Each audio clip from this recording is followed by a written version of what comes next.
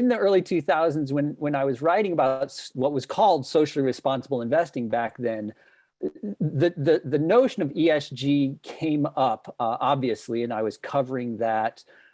And I remember one time in particular where the case made for ESG was that it would leverage market inefficiencies.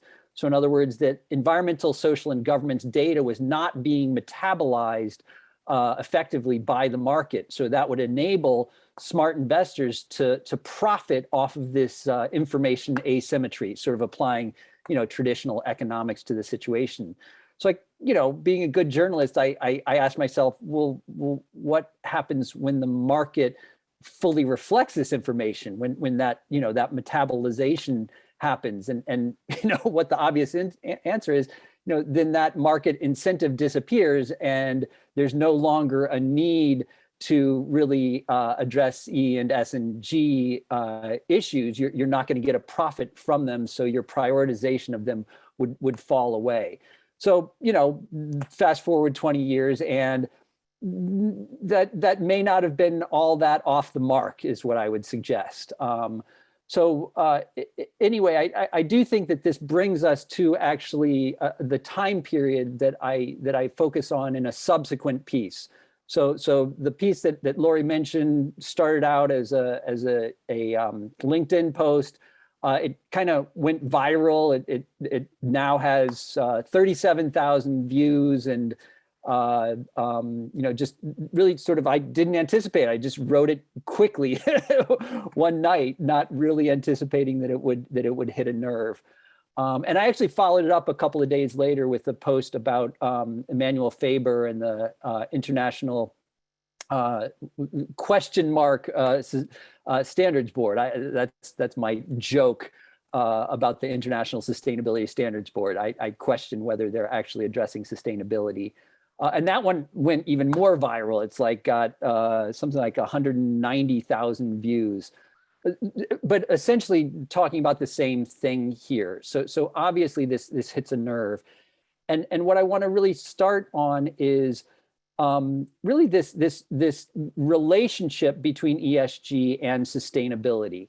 And I sort of provocatively frame it as a dichotomy, but I would actually suggest that it's more of a progression. And that really the invitation here is for us to actually pursue this progression instead of sticking to the first step of ESG, if you will. So just for some historical context, in 2002, the sustainability context principle was first established by the Global Reporting Initiative. And as I'm sure you know, the Global Reporting Initiative is the standard for sustainability reporting by corporations or organizations of all sorts. And this was a watershed moment.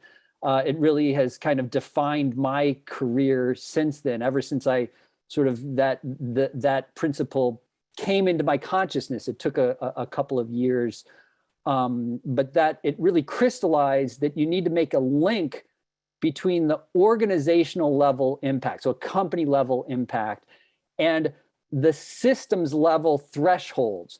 So as Lori mentioned, riffing off of Kate Raworth's donut, the ecological ceilings, like what's the most negative impact that we can have on ecological systems, or the social foundation, what's sort of the lowest threshold of social support that we need to be above. So the sustainability context principle really established that we need to align organizational level impacts with the real world parameters that business must operate in. So that it's a long story, but that principle has not really made its way into the real world in the ways that we might wish. 2 years later, 2004, the notion of ESG is sort of concocted primarily by folks working in the UN ecosystems. Georg Kell, who was the founder of the UN Global Compact, was a key player, and he has a great article on this history in, I think, Fortune or Forbes or something like that. But the whole reason behind framing ESG is that the business and investment community wasn't really addressing these E and S, and I guess tacked on at the end was the G issue. So they said, let's consciously frame something that gets those issues into the business mindset. So it was primarily focused on finding win-wins, or what Porter and Kramer call shared value, or even now the term enterprise value. So in other words, how does the value, the financial value, let's be clear, of the organization, how is it impacted by these environmental and social and governance issues? What it doesn't address is win-loses. It doesn't address the inevitability that there are times where environmental and social impacts, addressing them actually is hard to create a business case or business value out of that. And so ESG kind of sets that to the side, whereas sustainability, that's front and center. And I would suggest that that's really a core distinction that needs to be made. And it's why I believe that we need to transcend ESG, transcend, so a term that's often used is transcend and include. So it isn't that we're throwing ESG out, we're just expanding the purview to include the impacts that may not be associated with a financial return in the positive side of things. Obviously, we would want to try to get it there, but the fact that it may not be there right now can't prevent us from tackling these key issues. Lori mentioned the ESG Mirage issue, and it really, for me, that was the moment where many of us have been saying this for years at this point. You know, I would point to Lorraine Smith's really great article about 3 years ago, where she likened ESG to less wife beating, which was purposefully provocative. And she really vetted whether that was too incendiary and decided that it wasn't. That basically ESG is doing less bad, but not really saying, well, are we doing enough? Are we doing enough to actually be sustainable? And the ESG Mirage, what was really fundamentally important about it is that it said, it exposed that yes, MSCI is in this as a business proposition, and that while it makes claims that this would improve the world, it actually privately acknowledges that they're not focused on whether it will improve the world or not. They're focused on whether it will improve the bottom line. And this is actually something, so going back in time with my colleague, Mark McElroy, who's probably the foremost thinker around sustainability context and thresholds and allocations, we went to a number of organizations, including MSCI, and said, hey, would you like to improve your work to move from this incrementalist approach to a more bona fide sustainability approach? And long story short, it was crickets. So many of the organizations in this space recognized that there was a more robust way of doing things, but they've chosen not to pursue that for the time being. So one of the things that I want to just get out on the table early on here is just the kind of defining features that distinguish ESG from sustainability. And I kind of summarize those. I think that's the core of the article, is this idea of ESG focuses on enterprise value, but it ignores whether enterprise value degrades system value. So it's perfectly fine to address ESG issues if they enhance enterprise value, but if they detract on system value, that's not part of the purview. Whereas sustainability system value is, you have to look at value that's created across all of the capitals, not just some of them. ESG looks at outside in risk and impact. So how does the real world impact the company or the investment? Sustainability focuses on inside out. So what are the impacts of the organization on the real world systems that that organization operates within? Key here, ESG is inherently incrementalist. So you can slightly improve your performance even on the inside out front till the cows come home. But there's no goal line that says, well, how much do you need to improve? So you could be improving performance and still be unsustainable from an empirical perspective. Whereas sustainability is what we call normative. So it says, no, there's actually a norm, there's a goal line. And actually Bob Willard was one of the key articulators of this concept early on with his work that led to the creation of the Future Fit Business Benchmark. And that points to the existence of thresholds. So thresholds exist in the real world, that they separate a sustainable system from an unsustainable system. And the Stockholm Resilience Center has made this clear on the ecological front with the planetary boundaries.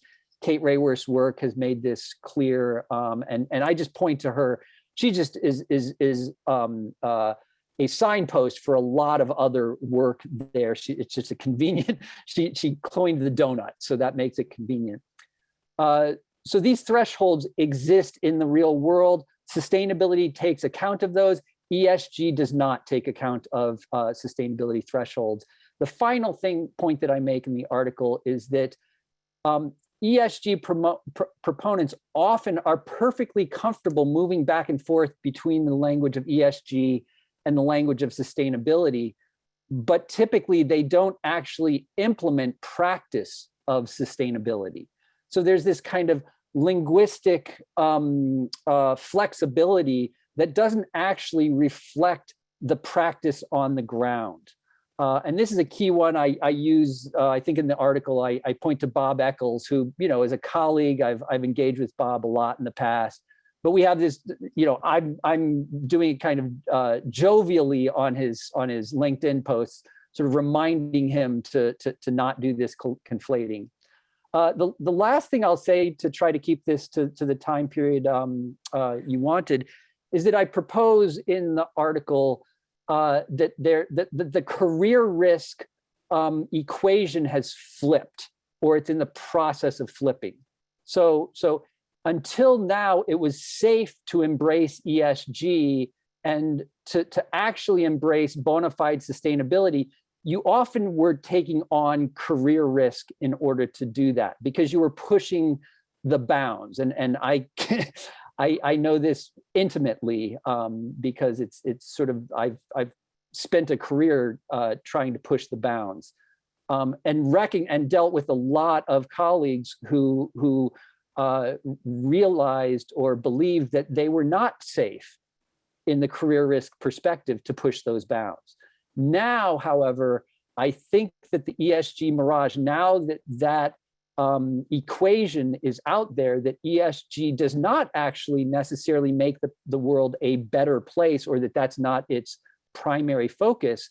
I believe that we're moving into a world where you're courting career risk if you only embrace ESG and don't go the next step of embracing authentic or bona fide sustainability, as I call it.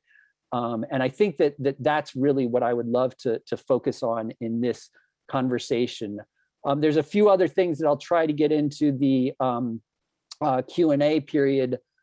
Just briefly, this has spurred a series of articles. So I'm going through a progression of ESG as reverse Trojan horse, ESG as switch and bait, ESG as self-gaslighting, and ESG as assimilationism in subsequent articles. I think I've done 2 of those up until now. So, I'll try to integrate comments about those sort of metaphors, if you will, into the question and answer period. And the last thing I'll say is that this also fits into a larger transcending incrementalism project that we're doing with R3.0.